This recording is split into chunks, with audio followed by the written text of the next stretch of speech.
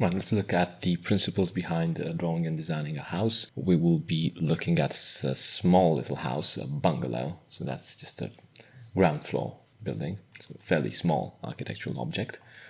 And yeah, let's look at the plan first. Let's start with that, and then we'll go for the principles. So we got like a simple entrance. You got like a hallway, storage on the left, bathroom on the right, kitchen with separate storage, then a living room with the conversation area, the dining area with a dining table, 6-person dining table. This is the daytime part of your house. The houses usually have these two components, a night area and a day area. So this is the day, and this is the night. And for the night, you've got storage, bedroom 1, generous bathroom, and bedroom 2. This could be the guest bedroom, and this could be the main bedroom. So let's see the principles behind drawing and designing a house. Why do you need to know this? Because you need that consistency in your experience. You need to have, a fairly consistent approach, because architecture gets weird, right? And it gets crazy. So by sticking to these principles, you always get those good results. It's like a consistent standard approach that just gets you results all the way. So there's 3 principles. Principle number 1, mark the entrance. Okay, so the entrance needs to be very clear. So look here, we've got, and let's look at the facade as well, which, by the way, I think it's flipped. I think it needs to be on the other part. The facade has like a little canopy and stairs, so it's obvious where the entrance is. There's nothing else that's competing with these elements. So that's a very good way of marking the entrance. You can also reseed it and add a canopy, so it could be like receded in. Number 2, you've got 3 materials, right? A simple one, a textured one, and glass. The simple one, you can see it here. It's like the color of the page. In this case, it's white. Let me just hatch this. Right here and here. Fairly clear way of understanding the volume. Okay, and obviously the textured one, in this case, it's wooden paneling. This part here. It's textured, it's interesting. The third material is glass. The thing is, you need to have some sort of ratio between all 3 elements. So maybe the textured is 1/3, maybe the simple one is 1.5 out of a third, and the glass is 0.5 out of a third. Does this make sense? It has to, because basically you don't want more texture. These could be interchanged depending on what you want to create.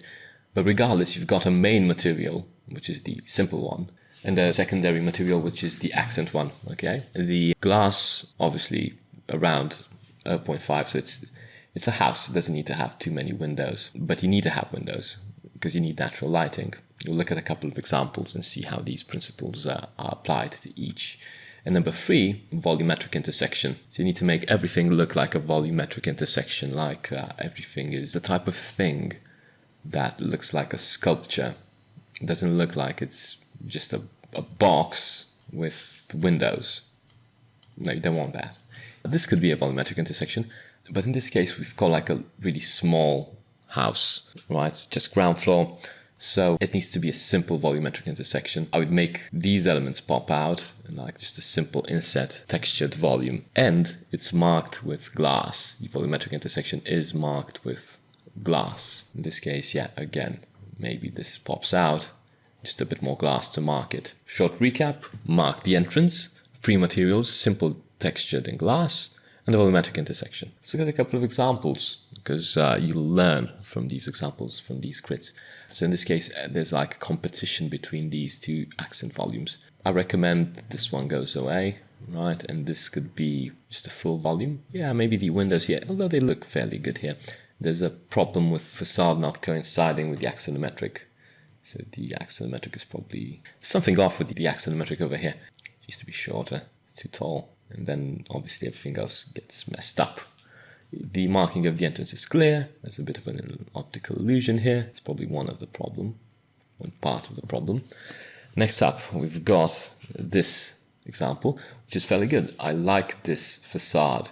If the texture would go this way, it would mark the intersection more, okay? If the glass would go all the way here, it would tick that principle of glass marking the intersection. We've got 2 volumes. We've got a light volume, although, to be honest, I could flip the 2 materials, although it looks good like this. I've got a bulkier, more stable volume, with texture and just a simple ribbon window. And then you got 2 vertical windows on a more edgy, so to speak, volume. That's the gist of it. Obviously, we need to have both elements, the facade and the axonometric. They need to have that consistent logic. They need to be the same volume, so to speak. They represent the same drawing. I would add a shadow for the canopy over here.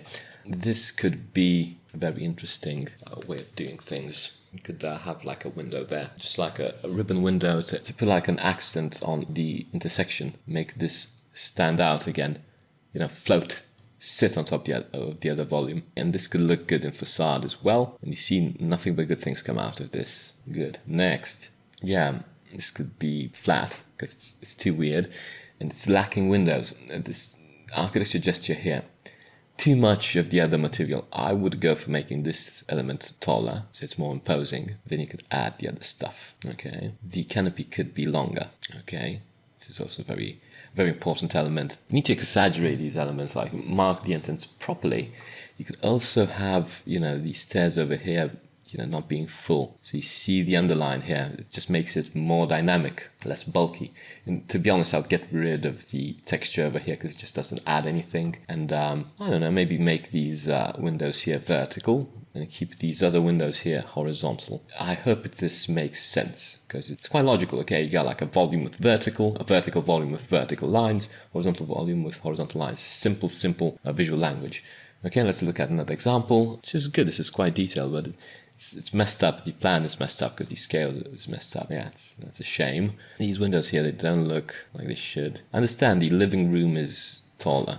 I need to think about this. So you got glass here, you got glass here, glass here, glass here. You see the way the volume is cut here. It just looks weird. Like this bit here would cut. If you have a physical model, it would be too easy to rip. So maybe, I don't know, just go for this type of visual language. Okay, like a little terrace here. We get 1/3. These proportions are very important as well. We'll get to that in a bit. Just horizontal architecture gestures here. This could be a lot better. Horizontal, vertical.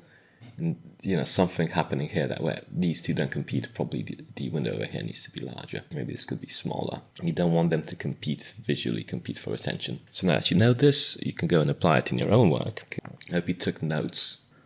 Start sketching. Go for sketching. Sketch every day, and hopefully you can apply this in your first drawing. But if you're having difficulty with that, it's fine. You can go for the free 5-day course I sorted out. You can join by email and you basically got 5 days of lessons. And you can send work over for review. You take care, draw nicely.